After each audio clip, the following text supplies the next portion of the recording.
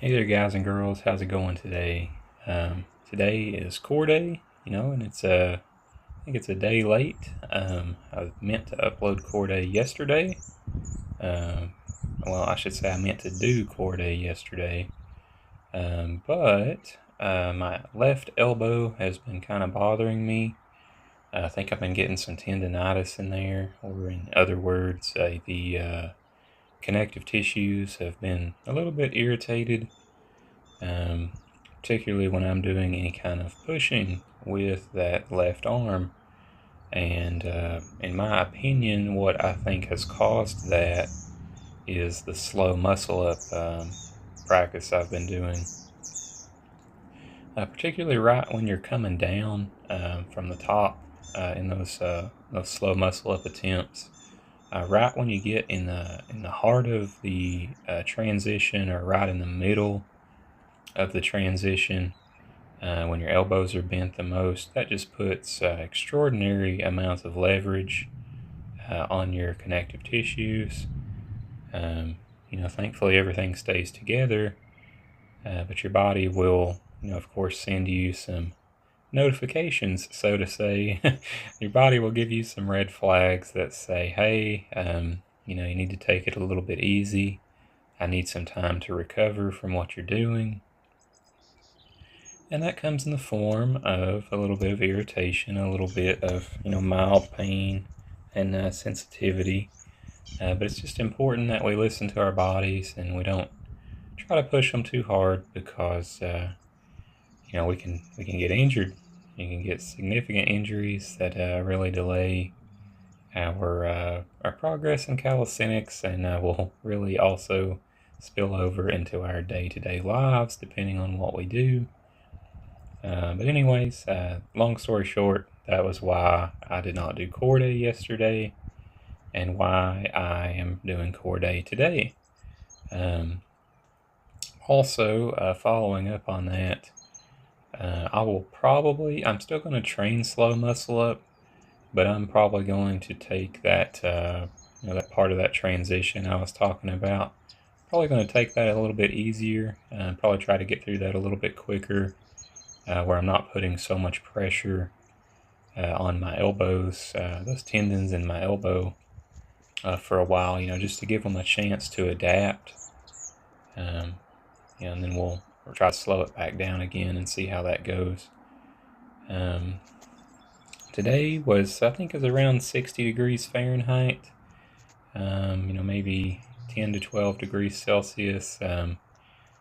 It's probably not accurate. It was just a little bit cooler than room temperature. It was cloudy, high chance of rain here in eastern Kentucky. But it was a nice workout today. I really enjoyed going outside. I was thankful that the rain didn't get too bad, and I didn't have to work out with any thunder and lightning or anything like that going on. I'm terrified of thunder and lightning.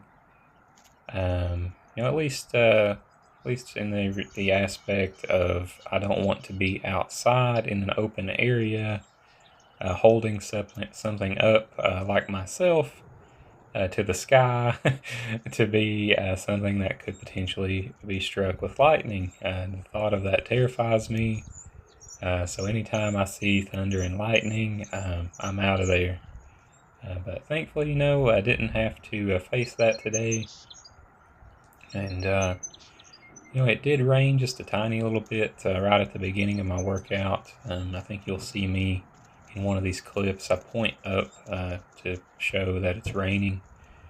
But it didn't rain for more than just about 5 minutes, and then it stopped long enough for me to work out, and then the rain started back right when I was stretching out at the end. So, you can think about that however you will, but I'm thankful that the rain was able to hold off long enough for me to get a good workout in.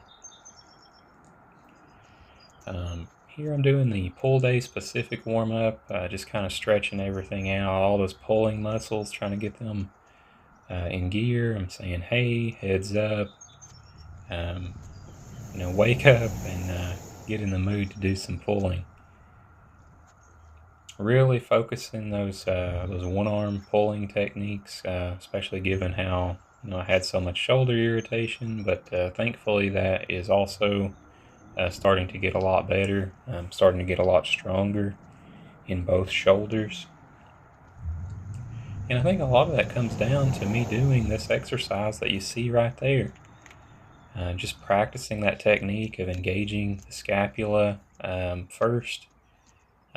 Properly engaging the scapula, having it pulled down and back as far as it will go before I ever think about bending the elbow. And then also doing what I call the long neck technique, where I'm not ever shrugging my shoulders, but I'm always, extending my neck and making sure I maintain proper posture, especially anytime I'm doing any kind of movement where there is a lot of pressure on my shoulders. And, that's something that you need to carry over to just about any kind of upper body exercise that you do. Probably even beyond calisthenics, if you do weightlifting or anything, always have good posture. And not only does that decrease your chance of injury, but that also makes you stronger. You'll have a lot better form, and things will just go good on that. You gotta trust me. Here we're turning up the intensity of the warm-up a little bit. My handstands were pretty good today, at least this first one that I'll hit right about now. Look at that. It's my first handstand of the day. I'm being sure to keep the core nice and tight. Putting on my built-in weight belt, so to say, and pointing the toes. If you keep your core tight and point the toes on just about anything in calisthenics, it will really improve your form, and makes things a lot easier and cleaner, and your body's just it's a lot more rigid. It's not so loose and floppy, and it's just a good habit to have. Here's that second attempt of the handstand. That one didn't go quite as good. We're just warming up, not trying to wrap out handstands. So just let it go, and went to the hollow body hold. Here we're going to hit some front lever. Looks like I'm also going to shoulder check that big wooden post. But look at this. I'm able to pull up into pretty much a full front lever for just a sec, and then I'm able to pull up into a straddle for just a sec, and then I try a little bit of a half lay and into an advanced tucked for just a little bit of a hold. But as you may know, if you've watched my videos, my first attempt on skills is not about time under tension. It's just about the intensity. Now the second attempt, this is the time under tension. So that's why you see me with these bands. Trying a full front lever for just a sec with a small band. And then we're going to go up to my second to biggest band. This is not the biggest, but it is the second to biggest band. It's one size smaller than the largest I have. So we're hitting full front lever, pulling it in a little bit, shortening that lever. Got an advanced tucked there. And I think I just held the advanced tucked for probably about 10 seconds. I kind of wish I had pulled that in a little bit more for some more time under tension with an easier progression. But I'm not trying to burn out. We're just practicing skills. Here's some human flag. I really liked how this went today. I'm still spinning around the bar. But I made a little bit of a breakthrough, not on this clip, but on the next clip. There was definitely some progress made on the vertical grip human flag. And there, I'm showing what I was talking about earlier, talking about maintaining that posture, having that long neck, neck extension to keep those scapulas properly engaged. But here's that second clip I was talking about, where I made some progress. It wasn't on my weak side, which is the side I'm on right here. That side still went good, still felt strong, nothing felt irritated. I even hit it twice just to get a little bit more time under tension, but right here's where the breakthrough happened. You'll see me go forwards, and then I go back.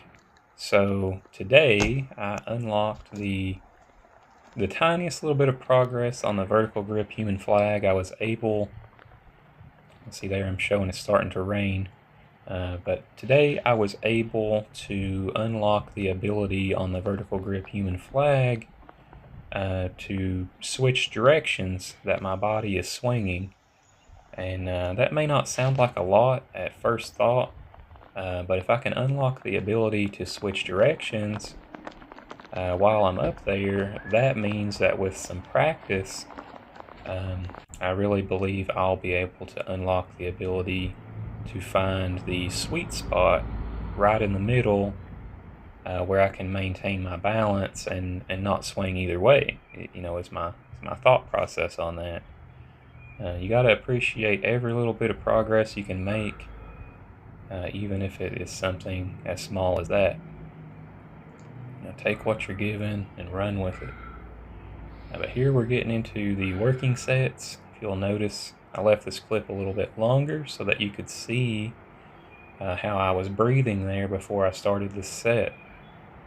I'm really trying to get a lot of oxygen into my blood vessels, into my muscles, and I'm trying to blow off a lot of CO2, which is the byproduct of metabolism in our bodies. So when our muscles are undergoing a lot of effort, they're creating lots of CO2. And this is not biochemistry class, but when you're doing those breathing exercises like you just saw there, that's really good to get your body in the mood to do some high effort exercises, because you're giving it good odds. You're getting all the oxygen in and all the CO2 out, and that's what we need to function. So there I'm breathing again, taking some deep breaths, not trying to think about the exercise, just trying to clear my mind, and then I jump into it. And then while I'm in the exercise, always try to breathe in on the negative portion of a movement, and then try to blow out on the positive portion of a movement. And depending on what exercise you're talking about, that can be up or down.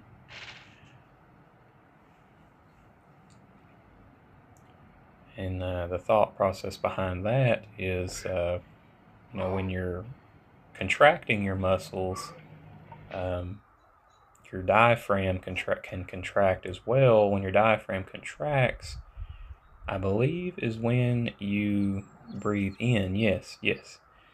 Trying to think back to some anatomy and physiology there. When you contract your diaphragm, it draws a vacuum, and that's what makes you breathe in. And then when you relax your diaphragm and breathe out, or when you relax your diaphragm, you breathe out. So it's easier to contract all the muscles at once instead of having some muscles contracting and some muscles relaxing. So that's why that's the thought process behind when you should breathe in and when you should breathe out. Always breathe in on the negative and always breathe out on the positive.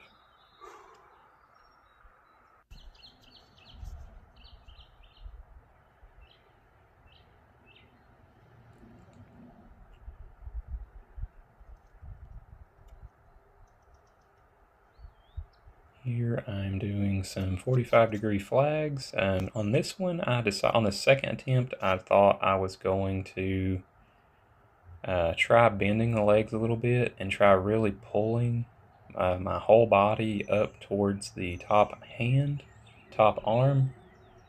And I really like that idea, but I don't like how I implemented it. I wish I had have tried the full extension like you saw in that first clip, and then try to hold that for a few seconds. And then when I started getting weak, I could then try and shorten the lever by bending the knees. I wish that's how I would have implemented it. But we're learning every day. We're not going to master things in one day, so I'll just take those thoughts and I'll try to keep that in mind for next time. And we'll be able to use that as a nice bridge down in difficulty to get some more time under tension in that 45-degree human flag.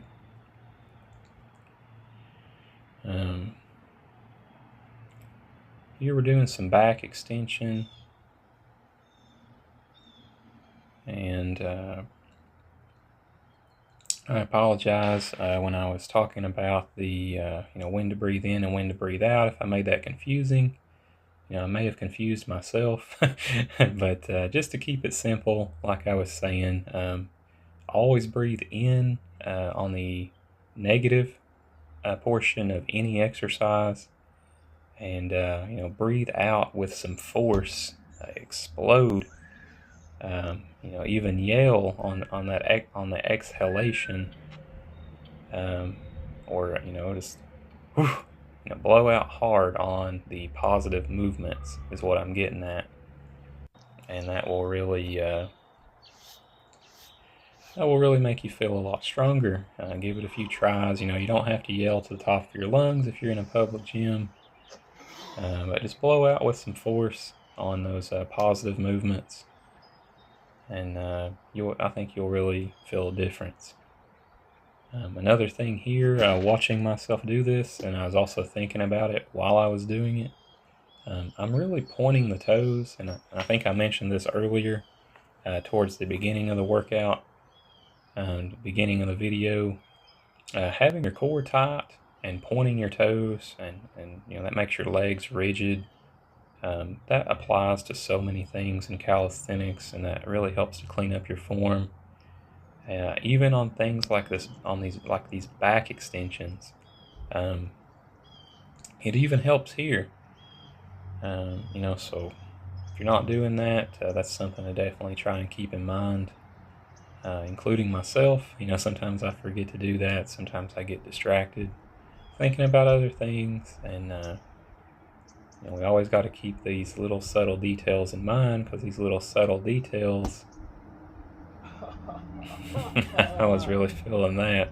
But these little subtle details are what will really make or break your workout, whether it be working sets or skill practice. Here I think we're going to do just a tiny little bit of freestyle and go straight into the stretch out. Been getting a lot better at those 360 spin overs.